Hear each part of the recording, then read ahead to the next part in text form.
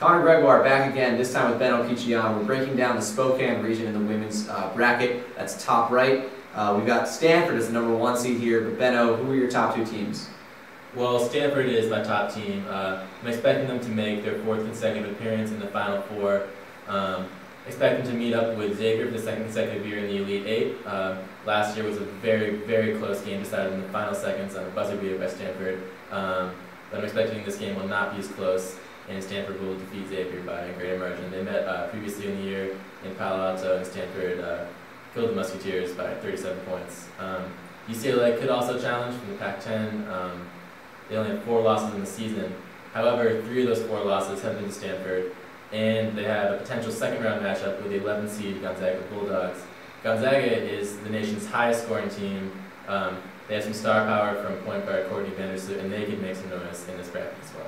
All right, a little West Coast love from our Seattle native Benno. We're going to go to the projector now and see how everything shakes out in detail. Moving on to the Spokane region, expect Stanford to have an easy time in round 1, handling UC Davis. Texas Tech versus St. John's in the 8-9 matchup. This is an interesting one. Texas Tech was the only team to defeat Baylor in Big 12 play. St. John's, coming from the difficult Big East Conference, they really failed to impress for most of the season. They beat Georgetown at home, but that was their first impressive one of the year, so expect Texas Tech to advance there. UNC should have no trouble with Fresno State, who has really struggled against opponents from major conferences during the season. In the 4-13 matchup, Kentucky should have no problem with Hampton as well, so advance them. In the UNC versus Kentucky 4-5 matchup, I'm going to go ahead and take North Carolina. They have 2 wins against top 15 opponents in the ACC tournament, and I'm expecting that momentum will carry them through into the Sweet 16. As far as Stanford versus Texas Tech, I expect the Agumiketa sisters to be too much to handle for Texas Tech and advance Stanford in what will probably be a pretty easy victory. Moving down to the bottom half of the bracket, expected Gonzaga to pull off the upset over Iowa. I don't actually even consider this really an upset. Gonzaga is playing in their hometown.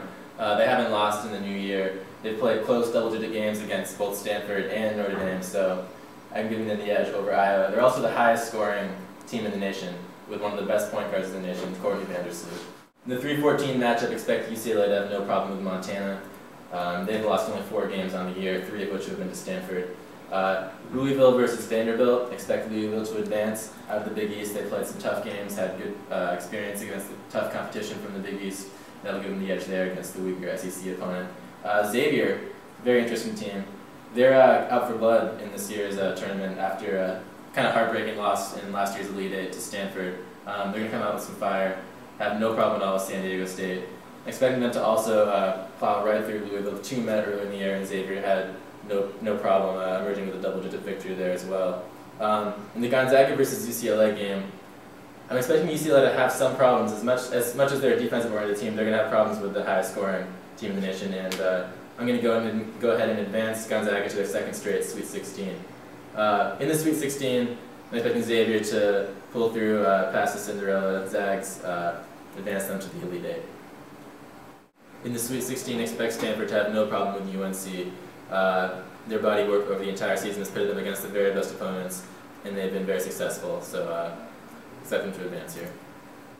In this rematch between Stanford and Xavier from last year's Elite Eight, expect Stanford to emerge again into the Final Four for the 4th consecutive year. The 2 met earlier in Palo Alto, and Stanford emerged with a 37-point victory. Expect this game to be closer, but not that much closer. Stanford should have the offensive firepower to pull through once again.